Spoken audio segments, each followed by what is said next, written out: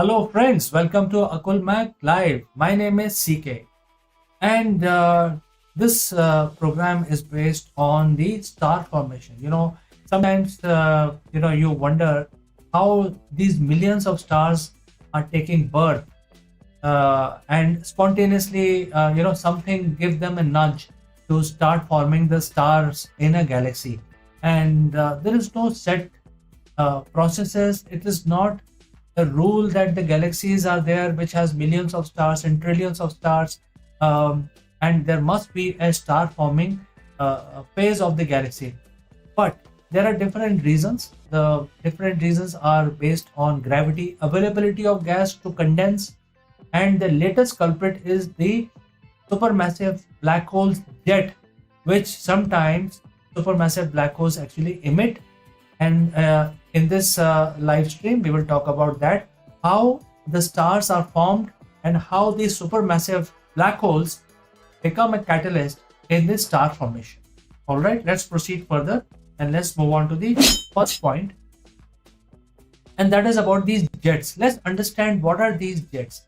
When supermassive black holes are the huge, very, very huge black holes, millions of times the size of our sun, sometimes billions, billion times the size of our sun. Very, very extremely heavy object, very large, and they are so large that they control the entire galaxy.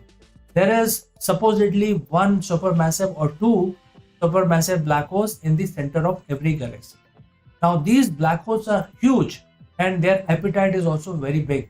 So, usually they stay dormant. Like, for example, our black hole, which is in the Milky Way galaxy, known as Sagittarius A star, there is no activity in Sagittarius A star. It's very, very docile.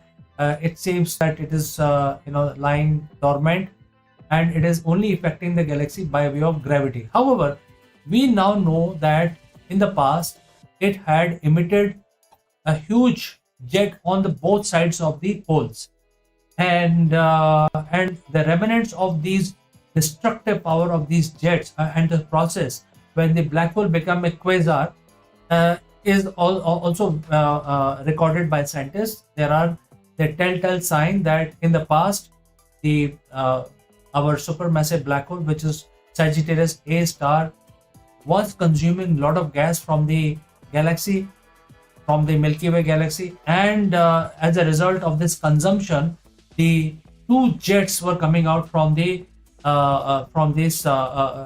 Sagittarius A star on the both sides. Now these jets are very powerful. In fact, they are some of the most powerful phenomena that we have observed in the universe.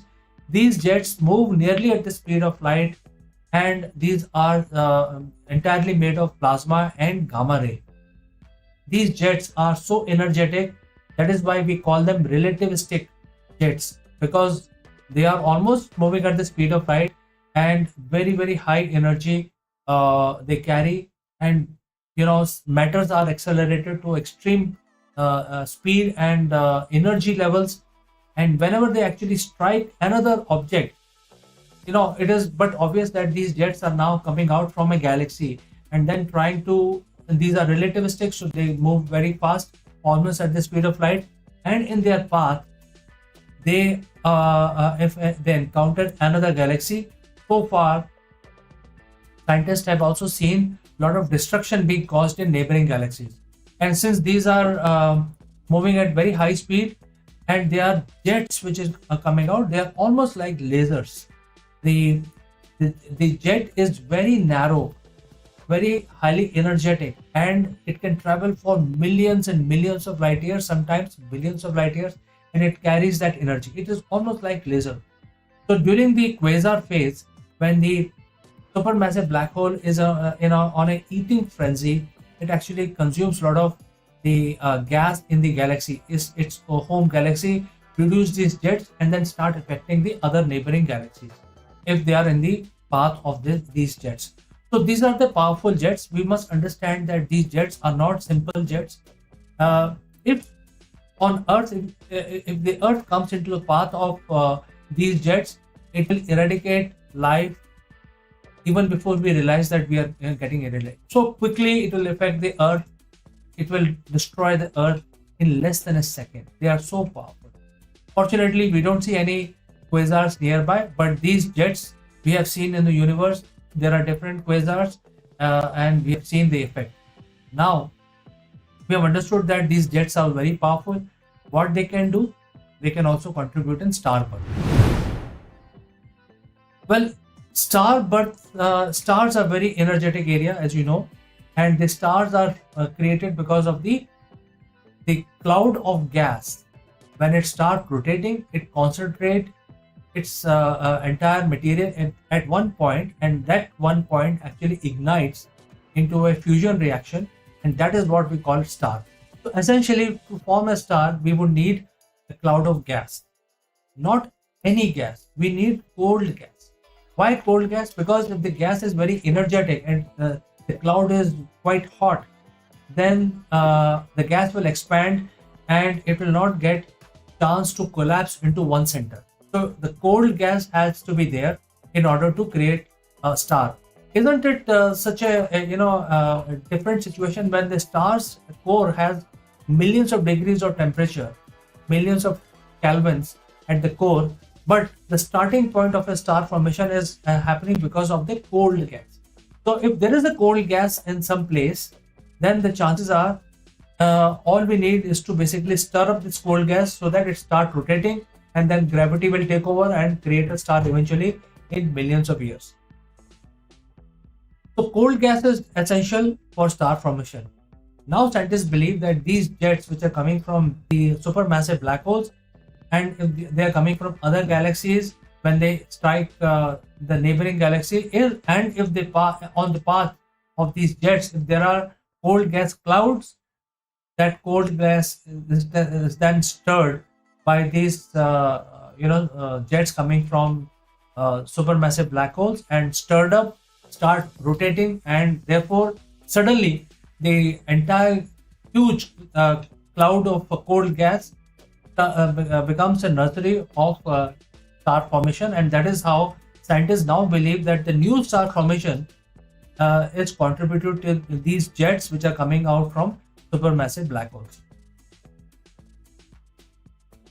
So when we look at different areas within our galaxy, the star formation is not uniform. There are certain places where there are new stars are being formed. There are certain areas there is no activity at all.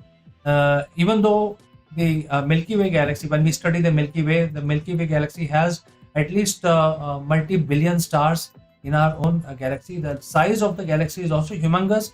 The visible part of the Milky Way galaxy is almost 100,000 light years from end to end, from one end to the other. And now scientists are speculating that the entire size of the galaxy will be much more than that, maybe 2 million light years, considering there is a halo around the Milky Way. So there is a structure, but there are no stars in that area. So it's only cold gas. So we don't see that the star formation across the galaxies is being done in a very uniform manner. It also means that the internal factors of the galaxy may not be responsible for star formation. And now scientists believe that these jets coming from quasars, highly energetic, very, very powerful jets coming from quasars, may be the reason behind the star formation in certain parts of the galaxy, because the cold gas is stirred up by external factor, and that portion of the galaxy suddenly start forming stars. Once the stars are formed, they can keep shining based on their size. So these jets may be the catalyst in forming new stars in the universe across all galaxies. And this also shows that the galaxies also interact with each other, even though the galaxies are like small islands of matter, and the intergalactical area is mostly empty. However, even at such large distances, because the distance between galaxies are huge, at least 1 million to 2 million, at least huge distance, 8 million light years between two galaxies to just to calculate, just to speculate. So the distances are huge, yet the galaxies interact with each other even from far off distances. And if there is a quasar formed, then that quasar will interact. All the galaxies in the neighborhood will instigate the star formation, or in some cases also destroy a certain area, maybe destroy some portion of the galaxy. So there are interaction happening between galaxies even through the intergalactical space, which is mostly empty. So this shows that the supermassive black holes have a much wider role to play in the functioning of our universe. And this kind of mechanism can also instigate the affected galaxy to become a quasar itself. So if the jet is passing through very close to the supermassive black hole in the center of the galaxy, it can stir up the cold gas, start pushing it towards the core where there is the supermassive black hole in the galaxy, and then supermassive black hole start eating the gas and then become a quasar itself. So it is like an infection which can travel from galaxy to galaxy. The effect can also travel. So that is why the entire universe is sort of an interlinked place where a lot of interaction happens between matter, dark matter, and even far off objects can interact with each other. And this is how our universe functions. So the latest information is that the supermassive black holes, which are present supposedly among the all galaxies spread across the universe, they can become quasars when they start eating the nearby gas, and they start emitting very high energy laser type relativistic jets which can travel for millions of light years, affecting the other parts of the universe. So friends, is it exciting to learn?